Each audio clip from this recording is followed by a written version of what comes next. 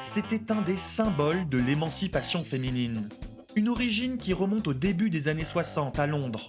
La mini-jupe. Sa paternité, on la doit à une femme, la britannique Mary Quant.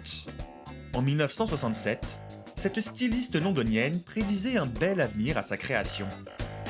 Je crois que la mini-jupe deviendra un jour un classique. Dès son apparition en Angleterre, la mini-jupe devient synonyme de liberté féminine. Dans la rue, les femmes affichent leurs jambes. Un moyen de s'affranchir des codes vestimentaires de l'époque, à l'image des grandes robes ou des jupes longues. Je pense que les Anglaises ont de très belles jambes et que c'est plus facile pour elles de porter ces modèles. Très vite, la mini-jupe s'exporte. En France, elle se démocratise grâce au couturier André Courrèges en 1965. Des personnalités l'adoptent comme Brigitte Bardot ou France Gall. L'humoriste Sophie Daumier se moque des réactions qu'elle provoque. Jusqu'à quelle hauteur la mini-jupe laisse-t-elle indifférent? Indifférentes, les jeunes filles le sont face aux remarques. Dans la rue, elles font face aux regards réprobateurs et assument.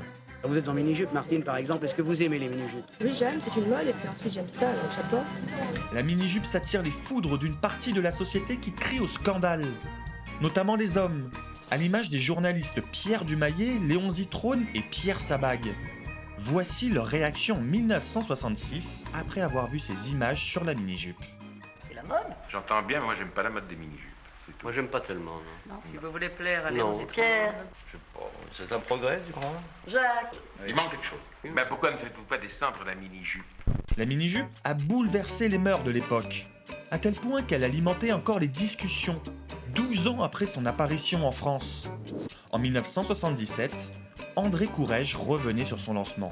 C'est une démarche assez réactionnaire contre une couture ou une façon de s'habiller assez bourgeoise et aussi une aide à une évolution morphologique, une évolution aussi sociale.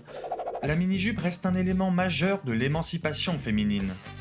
Depuis 2015, elle a même droit à sa journée mondiale, tous les 6 juin.